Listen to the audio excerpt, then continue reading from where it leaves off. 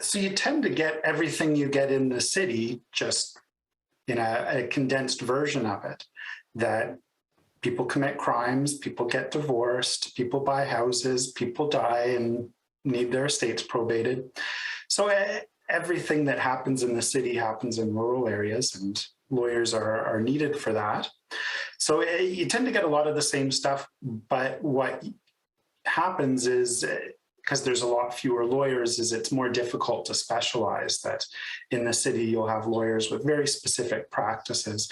Even within an area like criminal law, you'll have lawyers that specialize in impaired driving, specialize in murder.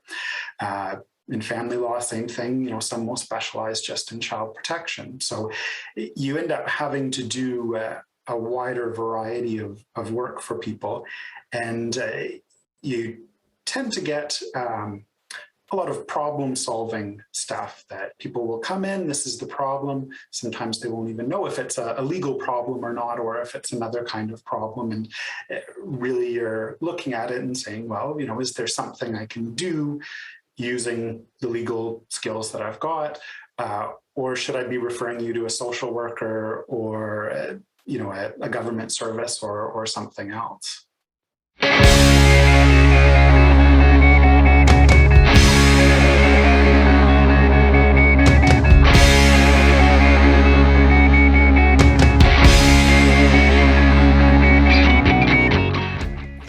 Welcome to Access to Justice. I'm your host, Heather Malarick of Merrick Law. My co-host is Evan Clark of Kahane Law. Hi, Evan. How are you doing? I'm well, Heather. Thanks. How are you? I am not too bad. Thank you.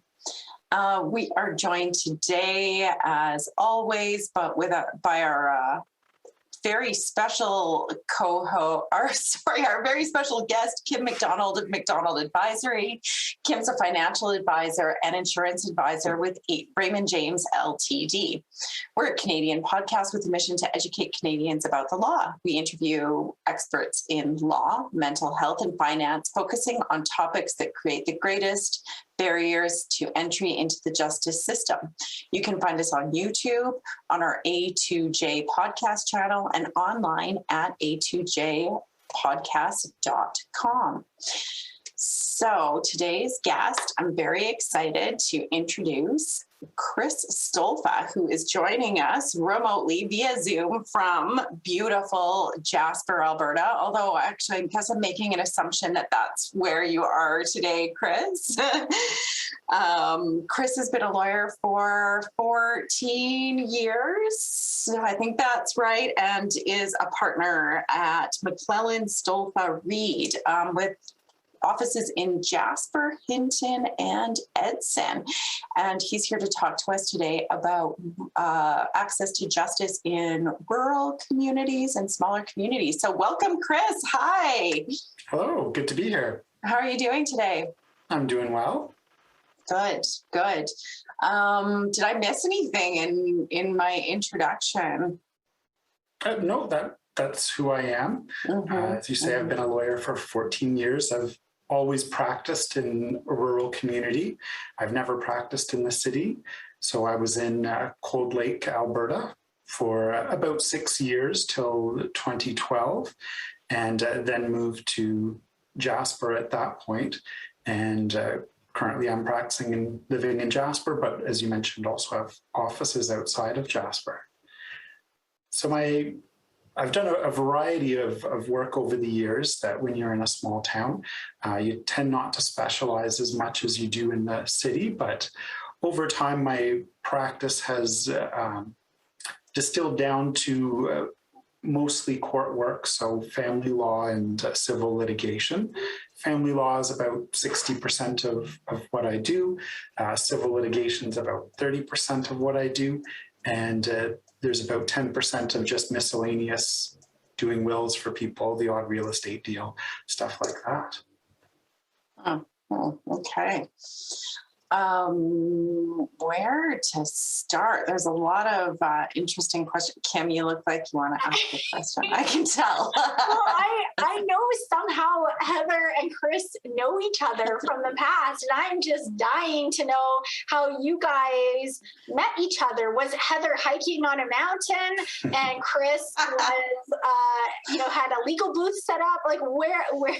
No, he went skiing by as she was hiking up. Where do you guys know each other from? It's not that exciting. We went to law school together. Yeah. Yeah, we had a little friend group, and we all hung out together and have stayed friends. So, yeah. Although, we were hiking together a couple of times this summer. You could have found us on the side of a mountain a few times with our families this past summer. So, So Chris, you started out in Cold Lake. Why Cold Lake of all places? Do you have a military connection? No. When I graduated from law school, I knew I wanted to get out of Edmonton and didn't want to go to Calgary. So I was interested in looking at smaller centers. And so from there, going back a ways, I think I blanketed the northern part of the province with resumes and letters and started talking to lawyers in Cold Lake. And that's where I ended up. I had a great experience in Cold Lake. That the firm I was with was top notch, and I ended up getting a fantastic breadth of experience there. I love the mountains. I love skiing. I love hiking. I love camping. So the plan was always to get closer to the mountains eventually, and the stars aligned at last, and here I am. mm-hmm.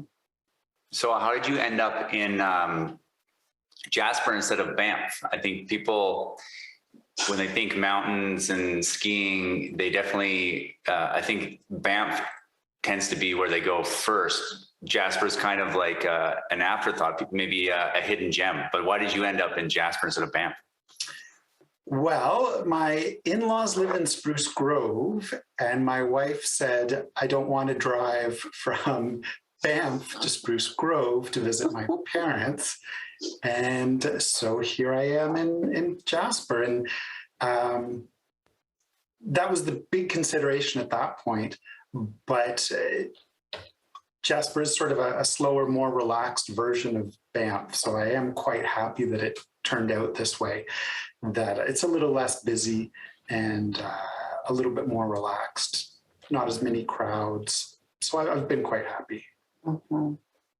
I like hidden gem. I think Jasper really is a quiet hidden gem of the Rockies. It's beautiful. Yeah, I was just looking up the difference in drive time. It is a little shorter by about 40 minutes to go from Jasper to Spruce Grove. So it checks out. Yeah. And you don't have to go down Highway 2. Yeah, that's a good point. It's funny because Highway 2, for those who don't know, I think most of our audience will be Alberta, but it's straight. It's a wide, straight highway, but people die on that straight highway every year. It's kind of mind blowing. I'm from BC, so you tend to think straight is safer. We got lots of curves over there, but yeah. The curves keep you awake. Exactly. That's right. Yeah. Mm-hmm. Mm-hmm. So I articled in Onaway. I don't know if you know where that is. Yep. Yeah. So I started.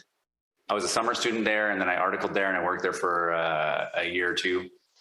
So I started off in the rural practice. So I'm not surprised you got a really good breadth up in Cold Lake. What is a small town lawyer like as far as services that generally those small town firms cover? Yeah. So you tend to get everything you get in the city, just in a condensed version of it, that people commit crimes, people get divorced, people buy houses, people die and need their estates probated. So everything that happens in the city happens in rural areas, and lawyers are needed for that. So you tend to get a lot of the same stuff, but what happens is, because there's a lot fewer lawyers, is it's more difficult to specialize. That in the city, you'll have lawyers with very specific practices. Even within an area like criminal law, you'll have lawyers that specialize in impaired driving, specialize in murder. In family law, same thing. Some will specialize just in child protection. So you end up having to do a wider variety of work for people. And you tend to get a lot of problem solving stuff that people will come in, this is the problem. Sometimes they won't even know if it's a legal problem or not, or if it's another kind of problem. And really you're looking at it and saying, well, is there something I can do using the legal skills that I've got? Or should I be referring you to a social worker or a government service or something else? So no criminal law have you ever done any criminal law, like back when you're in Cold Lake? I did a little bit when I started out. And it's a fascinating area of law from a distance that, the legal issues are fun and fascinating, but I didn't really enjoy being in the thick of it. Mm. Yeah, I have a friend who's a Crown prosecutor, and he tells me that if he screws up, everybody's happy. So it's being on the other side where, you have somebody's freedom at stake that you're helping out with, where people, a little more pressure. So I can understand that. Can you talk a little bit to the name of our podcast is Access to Justice? And would you say that there's an access to justice problem or challenge for rural Alberta? Yeah, sort of the first thing is, rural Alberta, it's easy to say rural Alberta. And if you live in the city, assume that that's everything outside the city and that it's all sort of one homogenous sameness outside the city. Mm-hmm. But in reality, it's very, very different from community to community, depending how far you are away from major centers, or even just one small town half an hour away from another one might have very different services from the other small town. And then, there's people who are living in between the towns. So by saying rural Alberta, you get a pretty wide hodgepodge of stuff, but I'll generalize that there's generally fewer services available. There's generally much fewer lawyers per capita that are available. That, in the city, you have ratios like a lawyer for every 300 or 400 people. In rural areas, it's, one lawyer for every 1,000, 2,000 people or more. So there's just generally a lot fewer lawyers to go around. When it comes to services, is once again, it's a hodgepodge that different towns will offer very different services. So I do a large amount of family law, and in Alberta you get FCSS family services in different towns, and the sort of quality and amount of services or what they offer can change pretty drastically from town to town. That in one place it can be very good, and in another place it can be non-existent. So generally there's less, but that being said, there's also in rural areas you'll find people have the ability to be a little bit more creative in how services are offered than they are in the city. So sometimes you'll end up getting very interesting funding models where people can cobble together a bunch of services under one roof that in the city you'd find in 5 different locations. So, you might be able to get parenting courses and addiction services at the same place, whereas in the city, you might have to go one place for those and another place for another issue. So as COVID has hit and everyone's flocked to Zoom, have you found that impacting your practice at all? Yep. It's made a huge difference. The biggest one is probably access to the courts. that the courts, it's been a good kick in the butt to get the court system into the current century, and it lagged behind for a really long time. But that being said, the court system, and especially the rural judges, have really latched on to WebEx is the program that they use. That means that I rarely travel for court anymore. I rarely have to charge clients for travel time anymore. So that's helped make me more affordable. So that's been a huge help. The other area too is that people have just sort of expected that you can access services remotely, whereas before there was sort of I don't know if it was a stigma or a reluctance to do so. So it also does make it easier for people in rural areas to have a relationship with a lawyer in the city, that they get to see them face to face over the screen. Payments, for us at least, have largely moved to e-transfer. So, you don't have to go in with a credit card or a debit card to pay. The province has, and I suspect it's like this across Canada, has, made a lot of changes to allow people to sign things remotely by Zoom, where the lawyer watches them sign it, so they don't physically have to be in the lawyer's office. So that's made a huge difference. I know counseling, is available a lot more over the phone. Mediation is another area that there are not a lot of mediators in this area in particular. And so people were generally stuck having to travel to Edmonton to be able to go to a mediation. As you guys would know, Alberta's got the program where the government will provide a mediator for people who earn less than $40,000 a year. For a while, most of those mediators were very reluctant to do things by Zoom or by telephone. Now they're much more willing to do it, and that's helped a lot.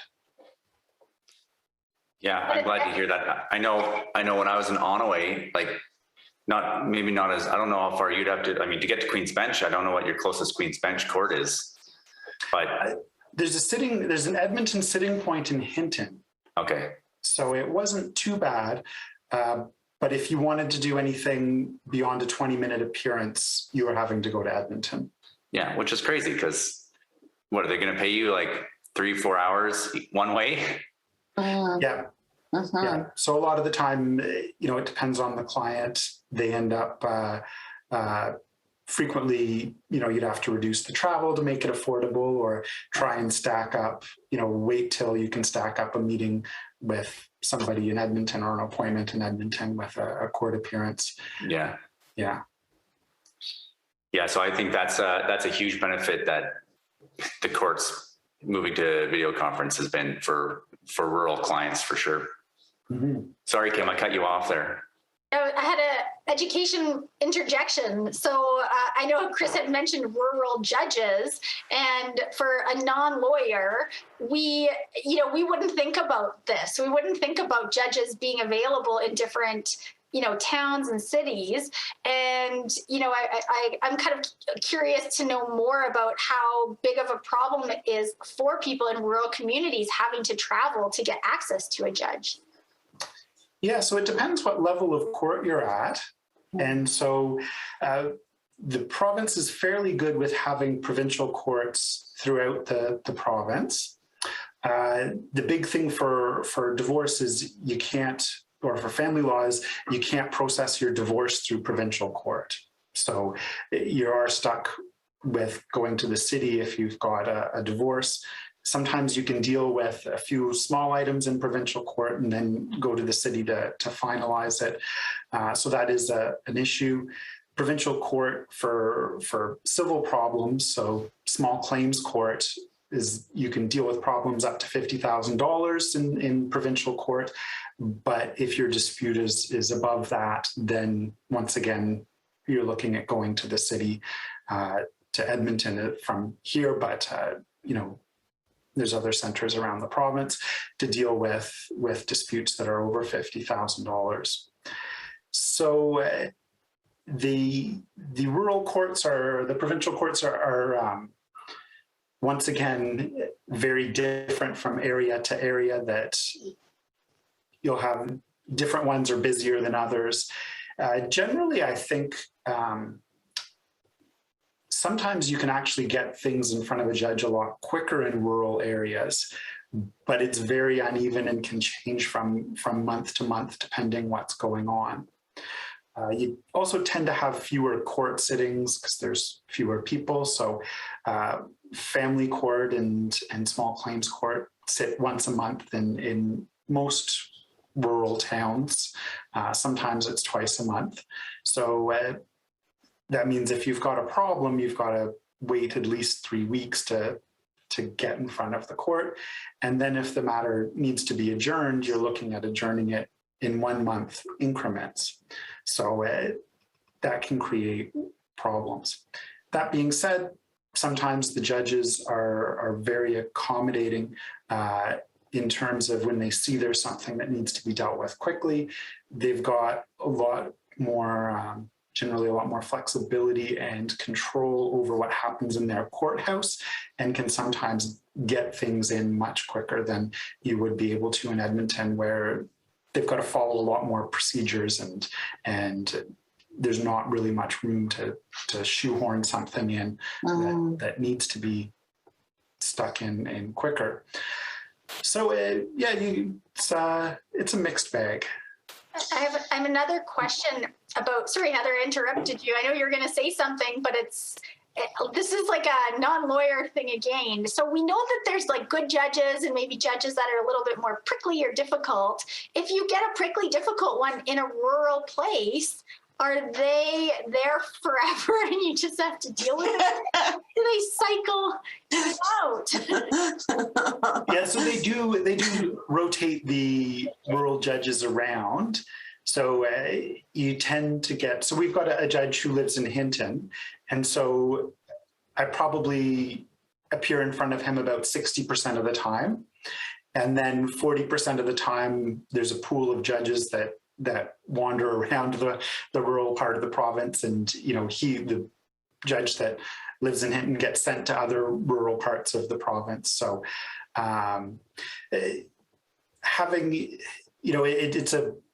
it's a mixed blessing having the same judge, that the judge sometimes is able to get to know particular problems or particular people and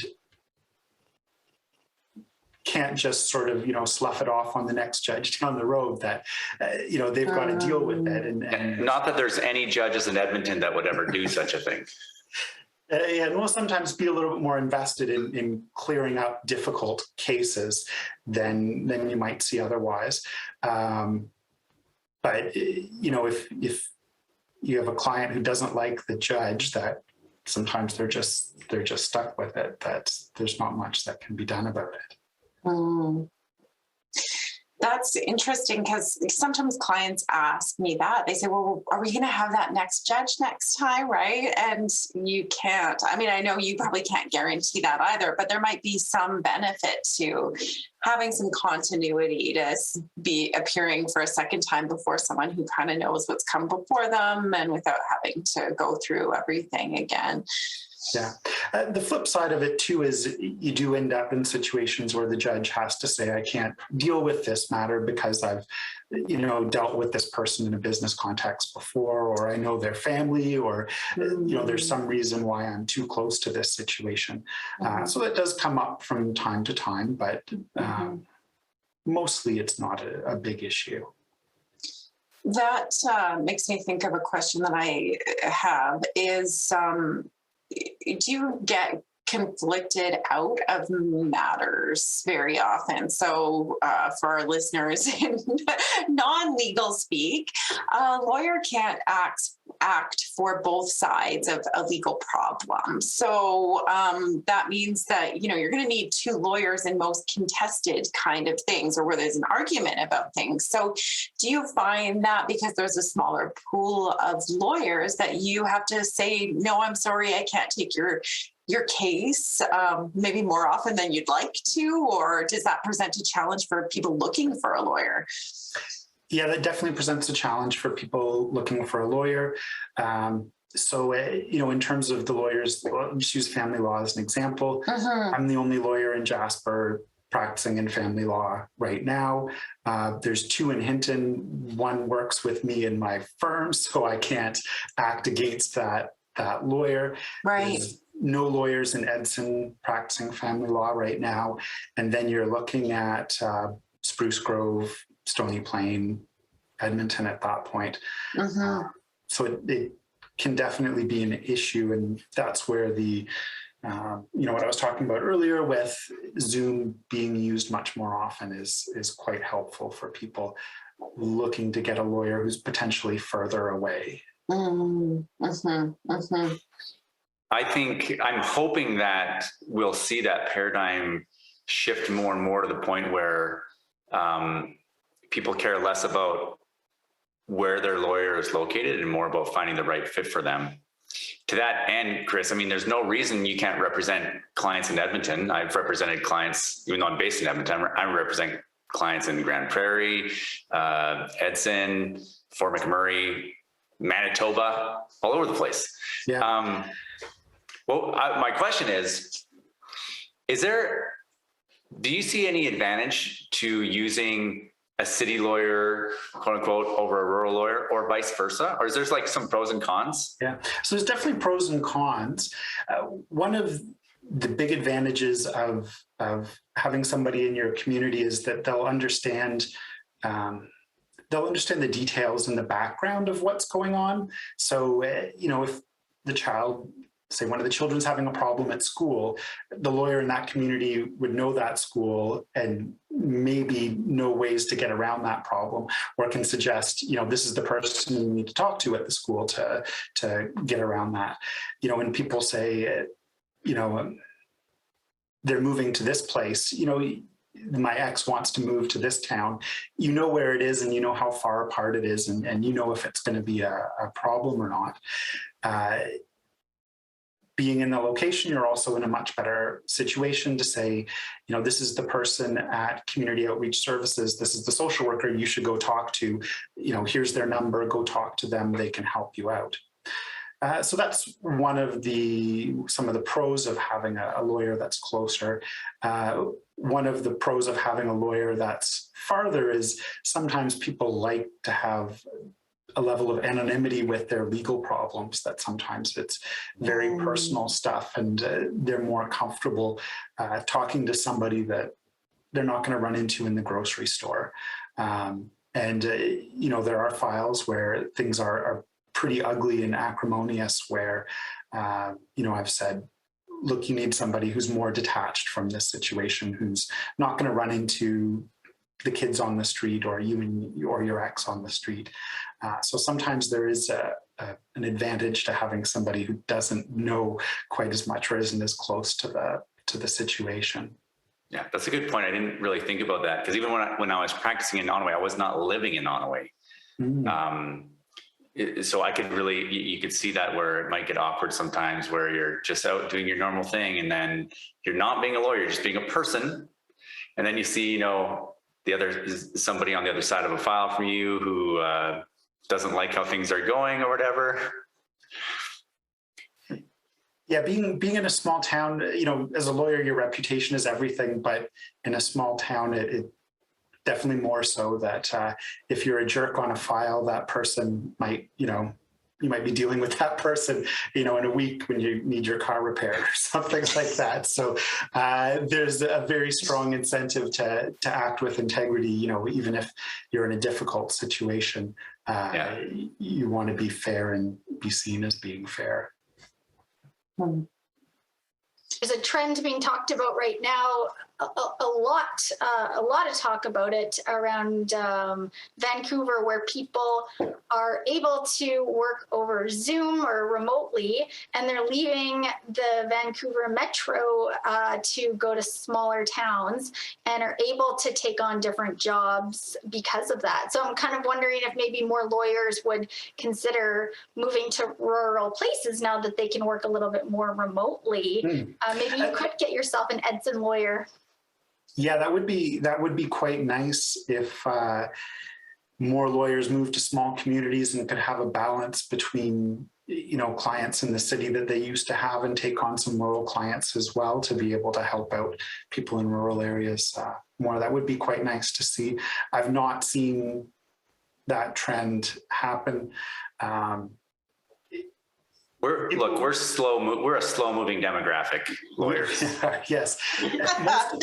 Most of the lawyers in small towns either are from a small town or maybe from that particular small town, or follow a spouse to the small town.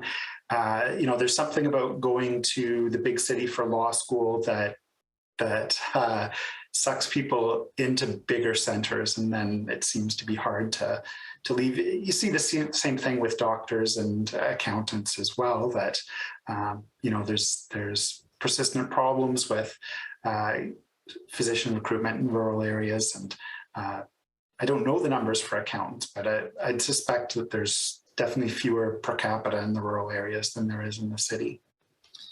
The stat I heard when I was in law school, Kim, is 90% of lawyers live in Calgary or Edmonton.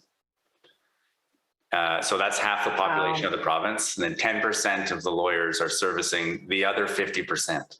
Mm-hmm. And probably a good chunk of them are Grand Prairie, Red Deer, Fort McMurray. Right. Right. In those next few bigger centers. Yeah. So then you get a place like Jasper, Hinton, Edson, Evansburg, Carstairs, they're driving somewhere else to get a lawyer. Or, look into some other location. Mm-hmm. And lawyers are, from my understanding, especially family lawyers, are very busy people. There's a lot of business to go around. So, Chris, you were mentioning that a good portion of your business is in family law. Have you enjoyed being in this smaller town with business that comes to you with now opportunities to branch out to other cities or work with lawyers like Evan or Heather and all that kind of stuff? How have you found that adjustment? Because I imagine moving to a small town, you're curious about what kind of business that's going to bring in, and can you sustain yourself? Do you find it's been really, really good for you? Yeah, finding work's never been a problem. That there's quite a steady supply, like going back to just how many lawyers there are, that there's not much competition for work. Sometimes it would be better if there was more competition, frankly, that it'd be nice to have more people to deal with on a regular basis, as between lawyers and it would be good for people to have more options in situations where the existing lawyers are conflicted out. And, you'll see it frequently with, business people. If somebody's an entrepreneur and has started a couple businesses, it's very easy for them to have had dealings with every lawyer in town through the business. And then all of a sudden, nobody can be on the other side of a file for them, whether it's a dispute or even if it's, an agreement of putting a contract together. There might not be a lawyer who can negotiate against them because they've got a pre-existing relationship. Mm. And do you get to dress a different way working in a rural place? I know in my line of work, we're always getting talked to about if we're visiting a farmer, we should dress down and not wear our suits. And I'm curious about what the culture is as a professional in a small town. You'll notice I don't have a tie on, and Evan does. That's kind of more by choice for me, though, than anything, because really, I think even lawyers in town don't, they generally just wear business casual, I think, unless they're going to court. I like wearing a suit. So that's a personal choice. But when I was in Onaway, no, I don't think the lawyers I was working with there, it's not that they would tell me like, you can't wear a suit, but they're like, it's business casual. Because you would get people coming in and they liked, if you're dressed as a suit, it can be intimidating and illustrate a distance between, like as if you're putting yourself above them, whether or not you're doing that. But that's the impression that could come across, and some people would even say, I like how you guys are dressed, that you're not wearing suits and are all uppity. Yeah. Have you experienced that, Chris? Yeah, generally it's much more casual.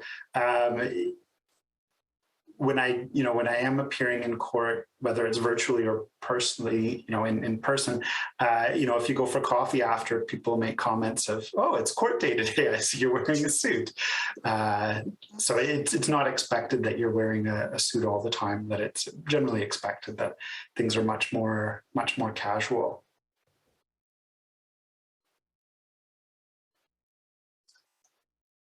Are there certain types of things that you couldn't do in a small center, as a small firm? Like, are there any things that you just have to pass along or that need to get bumped?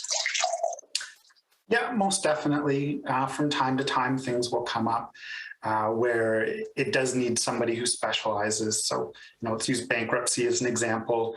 There's lawyers that just do bankruptcy, and when there's an ugly bankruptcy issue, people should get a specialist in that area. Tax law is another area. When there's an ugly tax law question, you really do need a lawyer who specializes in that area. Yeah. So I find happens is I've got, lists of lawyers that I'll refer people to if they've got specific issues that are outside of my comfort zone in terms of handling, and you refer people on.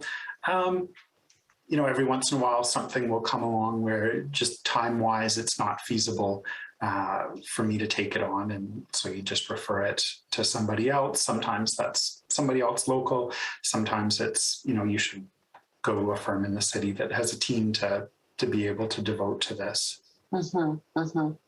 Which are kind of the same considerations anywhere, I guess, right? Sometimes it's doing family law in the city. I'm sure it would be the same, that stuff would come up that I wouldn't be comfortable touching, and I would be passing along to other people as well. Yeah. I think everyone passes along tax questions, right? Yes, Evan's nodding his head, yes. This is probably, I don't even know if this is a fair question to ask you because you might not know the answer, but if you've got folks who are pretty far from being able to access legal advice, like what are folks doing? Are they just kind of living with their problems then? I mean, you might not know what you don't know and about people that don't come to you, but I'm thinking, like, what about folks who don't even have reliable access maybe to internet or are, just can't get in. They don't have the funds to get in to see you. They don't even know I can access a lawyer by video conference now. Yeah, that's definitely an issue, and it definitely exists.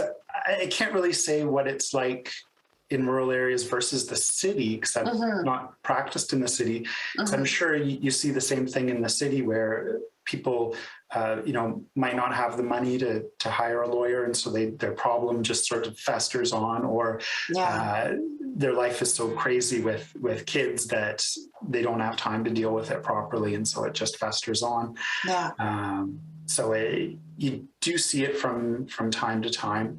I think fester is a great description of what happens, because I've definitely had, if you think about festering, I think of like an infection, maybe a boil. And I've definitely had clients come in where that boil is ready to be lanced. And it should have been, if it had been taken care of like 5, 6, 7 years ago, it would have been something much more manageable. Whereas now it's like, well, to get what you're wanting is like asking for a miracle.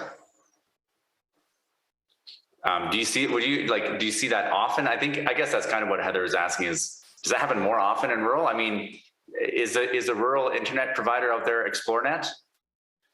No, nothing but bad things about ExploreNet. Yeah, we're not on that. Like internet usually isn't an issue in most rural areas. If you're in town, outside of town, it can definitely be an issue. there definitely are issues of people who can't get into town, but I don't know if that would be much different than people who are marginalized in the city. Yeah. Might not have a car or money to get to places. Yeah. Rural libraries have excellent internet connections, but they're part of the Alberta SuperNet, so that's always available.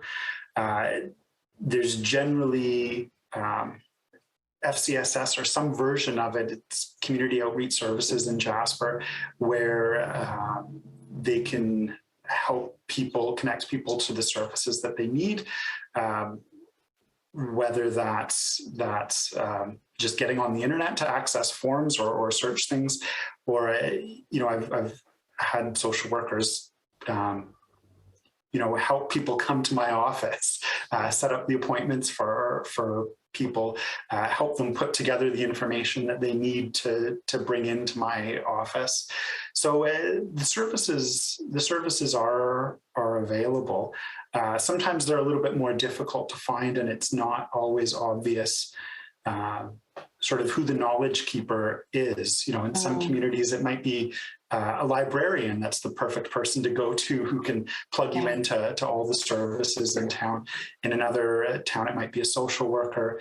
It's usually a lot more of that information and finding that stuff as word of mouth rather than looking it up in a directory. One opportunity that you do frequently see in rural areas is the ability to ask and advocate for services that I don't think you would get in the city. So, for example, if you need to take a parenting course, frequently you can talk to Community Outreach Services or FCSS and say, I'd really like to take this parenting course.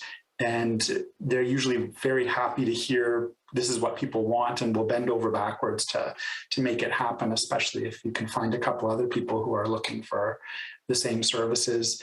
You can talk to your town councillor and say, having this service would be very helpful for me and for, my friends A, B, and C. And you might get a lot more responsiveness than you might in the city if you approached or tried to approach your city councillor about those sorts of issues. Right. So it sounds like maybe your tip is some persistence if you're finding yourself in need of some legal services but aren't sure where to start. Poke around and find out who the keeper of that knowledge is. Librarians, social workers. Yeah, and in a small town, if you talk to 3 people, you can usually figure out that sort of information. Get the lowdown on the reputations of the lawyers in town, and who they found helpful other people found helpful in terms of social workers or other services in town. So the information usually isn't far away, but you just gotta ask for it, because frequently there might not be as good of a directory as there might be for the town or the city of Edmonton or a larger city. How about courthouses themselves? Are they maybe a good starting point for somebody who's looking for somewhere to start if they've got a legal problem that they're looking for some help for?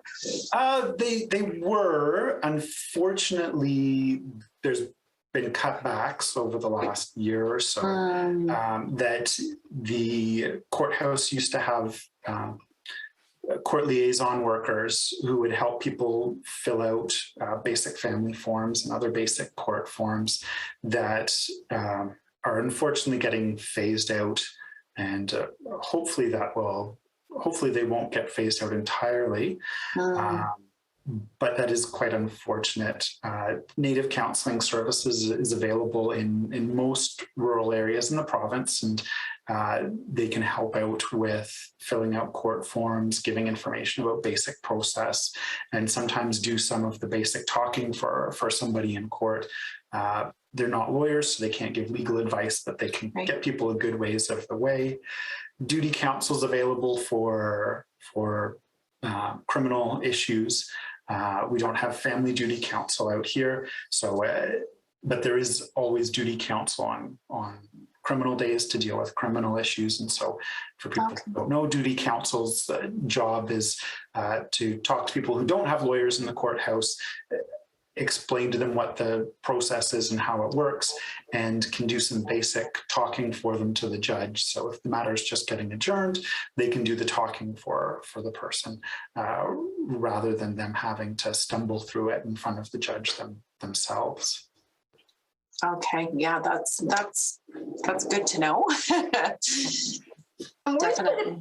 I'm worried for the people who don't have legal aid. Do they reach out do they just call up Edmonton? Is that To access legal aid? Yeah. Yeah. So, legal aid, it's the 1-800 number on their legal aid website that people have to call to access them. When I first started practicing, legal aid would have somebody who would come out to rural court locations on court days, and you could apply directly to them. That ended a long time ago, which is unfortunate. It'd be nice to see that service to be put back into place through a video. You know, there's no reason why the courthouse couldn't have a video with a legal aid officer on one end of it, and people can take turns going into the room and talking to them, applying for legal aid, and we're getting information about it. But we're not there yet. Has there ever been family law duty counsel? Is that something that's kind of gone away as well, or has that never been available? I can't think of any time I've seen family law duty counsel. Native counseling, definitely yes, but I can't think of any legal aid duty counsel for family matters in rural areas. Do you or other lawyers in the area offer sort of limited scope services or coaching or other options to help folks keep legal costs down, but to support them through the legal process? Yep, I definitely do that. That sometimes people just hire me for, an information session for me to give them basic information, and then they'll take it from there. Sometimes people who will be representing themselves have hired me to review court documents for them and give them feedback about what needs to be improved or changed. So I'm definitely open to doing that. You'll have different comfort levels with different lawyers, and I'm sure it's the same in the city, that some lawyers won't touch something unless they're 100% in control of it and see through it to the end. Some are much more willing to just deal with things on a piecemeal basis. So, from my point of view, I've got no issue doing it. I'm just very straightforward. This is all you're hiring me to do. If you're just hiring me to do the court documents and help you put together the court documents and make sure the information's in there, I can't guarantee the judge reads those court documents and all the information gets presented effectively in court. So I do it, and it is sometimes a good way of keeping legal costs down. Depends on the situation and depends on the lawyer. Okay, that's another good option though. Okay. Are you a member on albertalegal.org, Chris? No, I'm not. Well, that's Heather is on the board of that organization, and specifically for lawyers that offer limited scope retainers. So you should sign up. There's a little plug-in, and that way people, when they go to that website, especially if they're in the Jasper area, they'll find you as someone that provides that service. If they didn't already find you by walking down the street, I don't know. Yeah, that's good to know. It's sometimes surprising if people live their lives without any legal problems. Maybe they never talk to a lawyer, and it's a whole different world that people come into my office who I've never met before and who've never had to talk to a lawyer about anything before, and it's interesting to see all the different paths that people follow to get into lawyers' offices. Yeah, Oh, go ahead, Kim. Well, I'm trying to see if there's like a sneaky play for people to get themselves into virtual rural lawyer offices for a cheaper option. Are lawyers in rural communities, is their cost per hour lower? Therefore, people looking for a cost-effective option, can they go rural? They'll get a great lawyer like you, Chris, and I don't know what your costs are, but is that a thing? Yeah. You're not going to get a much cheaper rate. That certainly accessing a lawyer in a smaller firm setting is going to be cheaper, but I'd say the cost divide is more small firm versus big firm rather than urban versus rural. That from what I've seen, the bills from family lawyers in, say, Edmonton practicing in smaller firm settings are similar to what I would charge. Where you'll really see the difference is at big firms. You'll see frequently much higher rates, not always, but that seems to be where the bigger divide is. I think, Kim, you might be onto something. I'm glad, Chris, that you don't give the small town discount, because I think it's important for rural lawyers to be able to make a good living. But I know for sure that there are lawyers out there who are in the rural setting who feel the conflict and feel the burden of providing that access to justice, and are very conscious about the way that they price their services to help the people that are in their local community. And often people that are in the local community are making, don't have very high paying jobs. They're working at the local supermarket, et cetera. So, I think there might be something there, Kim, but I certainly don't know of any, I don't have any data that backs that up. It's just kind of my gut based on my experience out in Onaway. Yeah, I would certainly say there are times where I don't charge for services or charge less, than the market rate or what I would normally charge based on very specific circumstances. Mm-hmm. I certainly wouldn't do that for somebody trying to hire me out of Edmonton to get a cheap deal. That definitely would not fly. Yeah, but and to be fair, I think, Chris, I think we all do that because we want to help our clients, and so there's sometimes where in order to help them, their financial situation, what they can afford, and so sometimes you just want to help them out. Yeah. Now, I had a question about, you said at the beginning, your practice is about 60% family, 30% civil litigation, and then 10% real estate, wills and estates, which, by the way, is quite a lot of, you don't find many lawyers in the city that do family and wills and estate administration and real estate and civil litigation. Have you found, what benefits have you found to your practice from having that kind of broad scope and exposure to a bunch of different areas of law?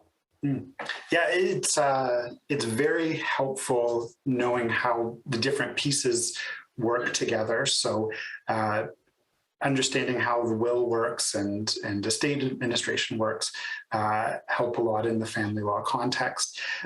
You asked me about criminal law earlier, and so I mentioned that I did a little bit at the beginning of my career.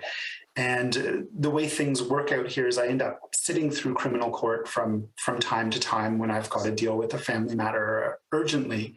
And so I get to sort of keep myself refreshed on how that works. And that's one where keeping it fresh in my mind how the criminal law works is an incredible benefit when it comes to family law cases that have a criminal aspect to it that unfortunately Domestic violence is all too common with separations. And so understanding what is going to happen with an assault charge that's happening at the same time that there's a parenting dispute going on, and how those two can interact and what effect they'll have on each other can be very, very helpful. It's also nice being able to help people with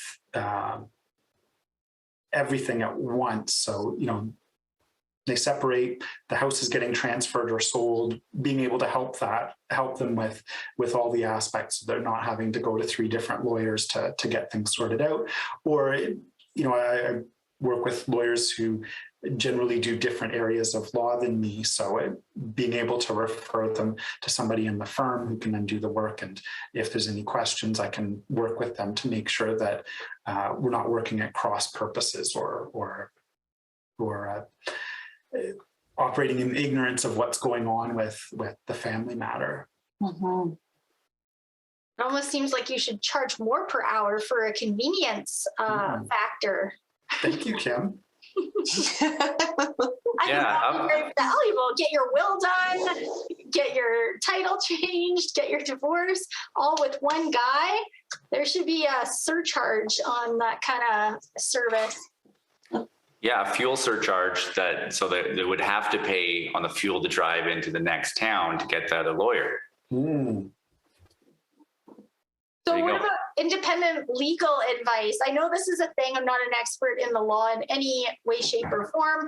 People are trying to get divorced the cheapest way possible. They want they talk to Chris. Chris needs to get independent legal advice. You have a pal that you call up in Hinton? Is that kind of how that works? Or is that how lawyers do it rurally? They kind of have a buddy somewhere and just... Yeah. So if the other side, I'm representing, the husband or the wife, and the other side needs independent legal advice, I usually try and give people a list because I don't want to be seen as saying, go talk to my buddy and they'll give you independent advice. It doesn't seem so independent at that point. We've already talked about it. We'll be fine. Yeah. So usually what I try and do is say, here's 3 people that you can go see. And, if you want more names, I can give you more names to try and keep it as independent as possible. Yeah, it's a great point, Kim. Independent legal advice is a hot kind of issue, especially when people are trying to they got this agreement, it's all done, they just want to get it signed off. We've talked about that before on here, and some of the frustrations that we've faced with providing independent legal advice. But yeah, and it can be tough, especially, if they've got to get a lawyer from Edmonton for independent legal advice. And, that's where Zoom and stuff is nice, but at the same time, you can't read body language as well with the technology. So frequently the lawyers are less comfortable providing independent legal advice, especially if it's a one-time, I'm just seeing you once by Zoom. Yeah, it can be tricky.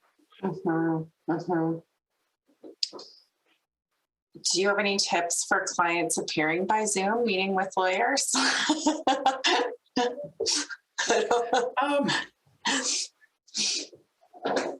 Nothing that would be all that different than appearing face-to-face with the lawyer. One of the big things I tell clients is, or I try and get my assistants to tell clients when they're booking appointments, is if there's a document you want to talk about, get the document to me before we talk.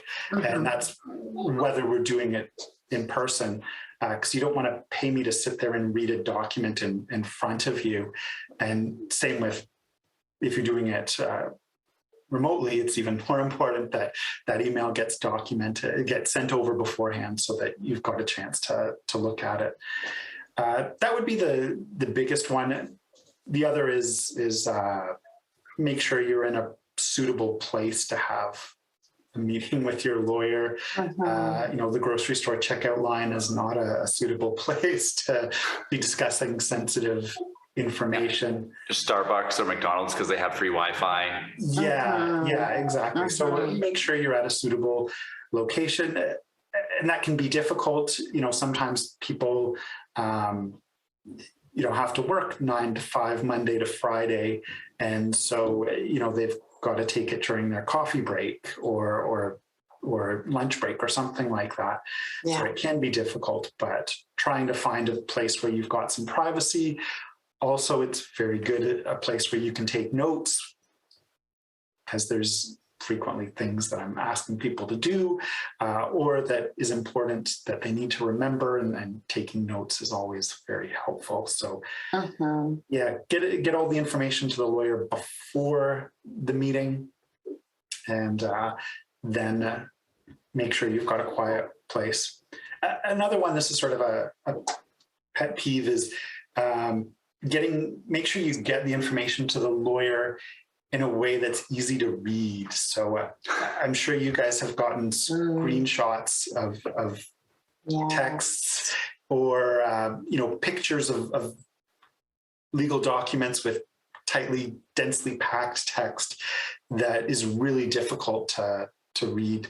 So take your time in taking those pictures, because you're paying the lawyer to read that stuff. And if the lawyer has to take twice as long to read the document because it's incredibly tiny or difficult to figure out which page is which, and is this page 3 or page 4, that sort of stuff eats up time that really you're not paying for legal services. You're just paying for document management at that point. Yeah, that brings me to a public service announcement I've been wanting to make for some time, which is there are free apps that you can get for iPhone or any Android phone that will act as a scanner. So you take a picture of the document and it flattens it out. It makes it high contrast, black and white.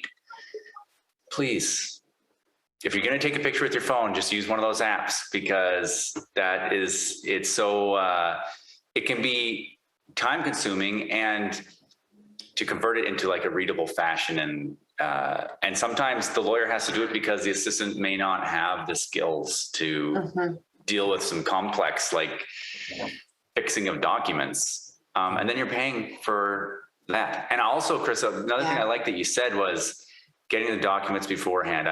I'm the same. I stress that, because not only just because it makes for a very boring meeting to watch me read something, but my first gut impression may not be the best one. Whereas if I've had some time for it to like just kick around in my brain for a while, you're going to get better advice about it more times than not. Do you find that as well? Yeah, I definitely agree that letting things rattle around in your brain as a lawyer has a lot of value to it, rather than just seeing a document and shooting off the hip. I'm going to go back, though, while you're talking about your public service announcement. I'd like to add to that. There are also apps that will convert your texts to easy to follow Word documents or PDFs, where it's clear who's talking at what time, and it's much easier to follow. Do you have a name of that app? Because I would gladly pass it along to clients. I've found depends what kind of phone you have. So I haven't found that there's one that works for everybody. That depending what kind of phone people have, some people find, especially Apple versus Android, there's different ones that are better. But when they do send me, looks like a transcript that you can read through, it's so much better than 20 different screenshots that overlap and then sometimes miss things. And you're like, I think this is where this fits in. I hope. I had a file once, I think there was 1,400 pages of text messages that I had, and it was not pleasant. Yeah. And text messages are, I don't know how many times I've had people come in saying, look at this text message. Can't you see that my ex is doing this or saying this, and you look at it and you say, I don't know what this, I can't figure this out. Right. And, you want a judge who's maybe not familiar with text messaging to be able to interpret all these acronyms and misspellings. So Yeah. They're just difficult to read, which is, I'm guilty of it too, I'm sure, but it's a casual form of communication. We're not used to writing in full sentences or fixing typos in them, but that means it's just going to be that much more difficult if you're trying to ask your lawyer to wade through that and synthesize it into something that's usable. Or 1,400 pages, Heather. I'm assuming this was not a collaborative law. oh no, yeah, it was that was a bad one. Mm-hmm. So, Chris, how do you do initial consultations? Do you do free initial consultations? Do you charge a fee? What does that look like for you out in Jasper? So I do charge a fee, but then I'll sort of gauge as the initial consultation comes, works its way out. Sometimes initial consultations end up being 5 minutes long. That sometimes it's a very simple solution, and you just say, look, you just need to go to the maintenance enforcement's website and print the package to register with maintenance enforcement, and that's all there is to it. And so at that point, I usually won't, charge anything. The starting point, though, is I do charge for initial consultations, and then if it's something where I don't think I should charge or I want to give a discount based on the situation, I will. And how long do they tend to be? Half hour, an hour? Once again, it varies tremendously, and because I do a variety of types of files. Some of them people are in and out in half an hour and I've got all the information I need. Sometimes, an hour and a half later, I've got to say, look, we have to stop this because I've got more and, another interview after this. So we've got to stop and we've got to set up another appointment to keep going. Mm-hmm. So it really depends on the type of matter. Usually I try and keep things to an hour. And then if that doesn't get through all the information, I'll say, I'll send you an email with a list of questions for you to answer. And then if we need to have another appointment after that to go through those answers, or for you to ask me more questions, we can certainly do that. So you're, I think, our first civil litigator that we've had on the podcast. What are your top few questions that you get asked on civil litigation matters?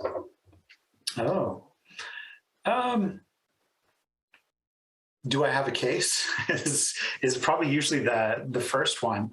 How much it'll cost. Those are the two big ones is, do I have a case and how much it'll cost?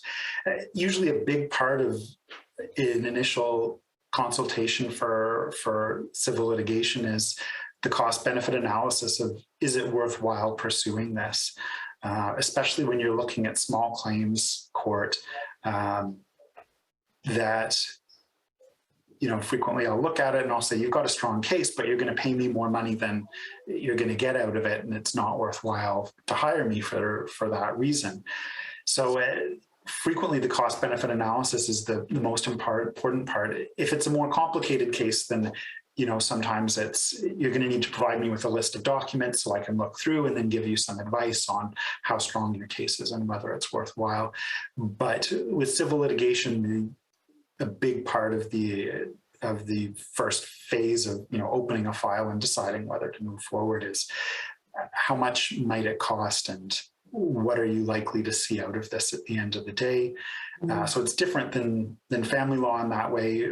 For family law, generally you've got to deal with the problem, or you've got the issue of it just festering and getting worse over time. With civil litigation, frequently, it is, do I want to pursue this debt or not? Do I want to go after this person because their dog bit me or not? Or should I just move on with my life and call it quits and lay it to rest? I've got a dumb question about, the dog. You just brought up the dog, and I'm thinking about my biases from watching movies. Your dog just bit you? Yeah. No, that's how much. No. So I watch movies. So my impression of rural lawyers comes from places like, I don't know, Aaron Brockovich, for example. You get the dusty office with the old guy. He's been doing the exact same thing for 30 years, the exact same law, nothing interesting. And I think that I have a bias, and probably other people do, that lawyers, maybe in smaller towns or rural areas, don't see different types of files, don't have the volume to give them experience. And I was hoping you could comment on the experience part of rural lawyers. Do they have less experience? I'm thinking you have more experience in many ways because of all your, the broad base of your knowledge with different legal matters. But can you comment on that? Yeah, there definitely are those dusty old lawyers. They do exist. But you in rural areas, you tend to get more of, this has been my family's lawyer for a period of time, or this is the person that we go to see about all our problems, even if they might refer you on to somebody else. So you do end up getting to see a wider variety of stuff than a lawyer in Edmonton would. If you're at a family law firm, the assistant is going to triage the calls to a certain extent and refer people away who don't have a family law problem. If you're in a civil litigation firm, you'll get sort of the same thing. If you're in a larger firm, it'll get triaged into different departments, so you won't necessarily get to see stuff that doesn't fit squarely within your area of practice. So you do get to see a wide variety of legal issues. In terms of the experience, it really just depends on the ambition of the lawyer and how much the lawyer has taken on. When I was starting out, I would say I took on a wider variety of work, partly out of interest. And as I practice longer and longer, I'm more likely to refer stuff out. Part of it is time, that I have less ability to learn a whole new area of law at this phase, although I might in the right circumstances. Whereas when you're starting out, you're learning, you're having to learn everything on every file. And so taking on a whole new area of law is much less intimidating. Yeah. But, if you sit through,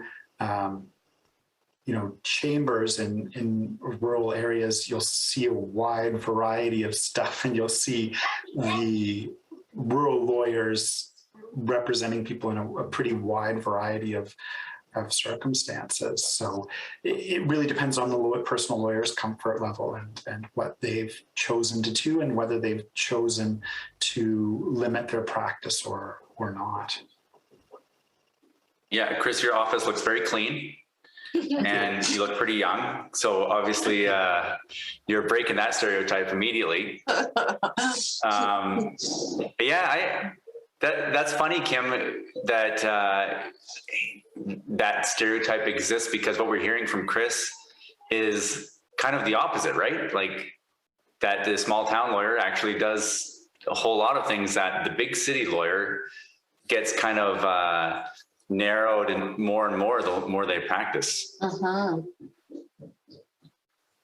So there you go, busting stereotypes on access to justice. Yeah, I would say the majority of lawyers in the area are under 40. Oh, wow. There. That this older crusty is definitely not reflective of what I see. There's a pretty wide variety of ages and experiences and interests. Yeah, to be fair, you get the old dusty lawyer in Edmonton and Calgary as well. It's just probably, they're sprinkled about in their regions, and they exist as a type of being, but Yeah.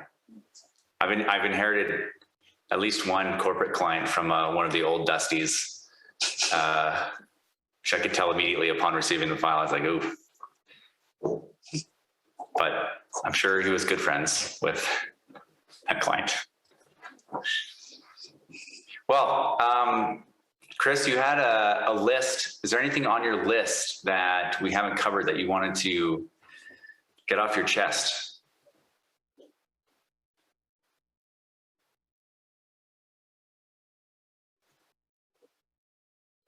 Yeah, no, I think we've gone through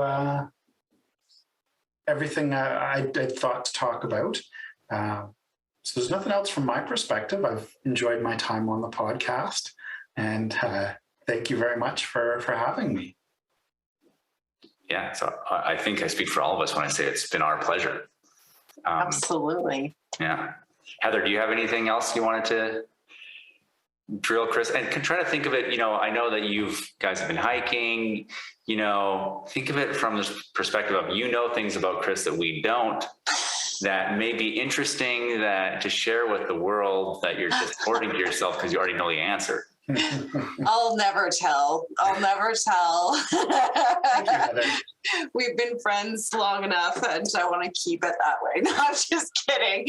Chris is one of the most lovely, kind, calm, and probably competent people that I know. So I couldn't even make up anything bad about him.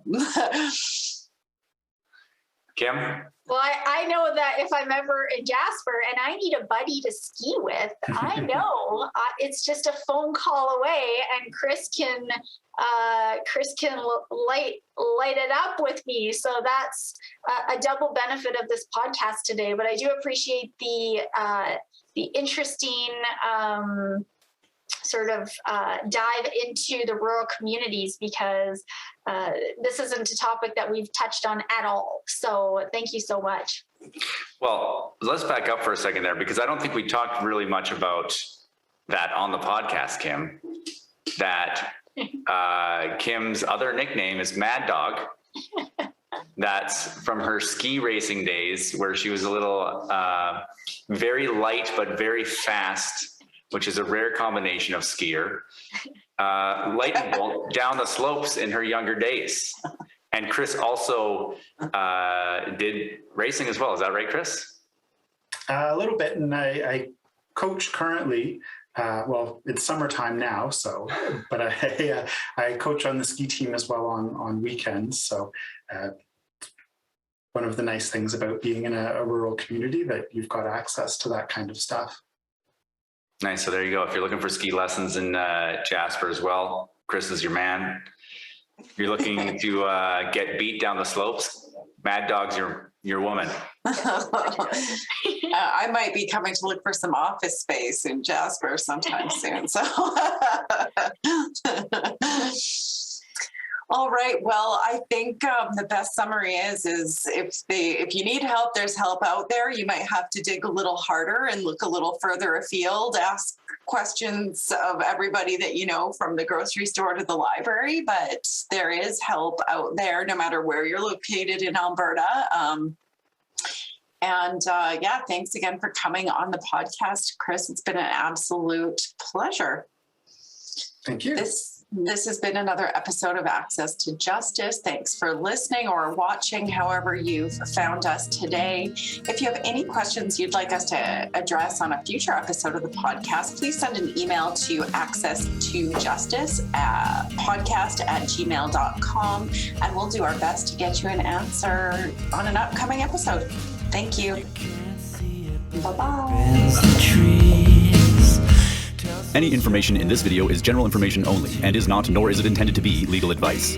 Watching this video does not create a lawyer-client relationship. You should always seek the advice of a lawyer or other qualified professional for advice regarding your individual situation. While we take care to ensure that the information contained in this video is accurate and up to date, we make no warranties or representations as to the suitability, completeness, or accuracy of the information contained in this video. Any reliance you place on the information is at your own risk.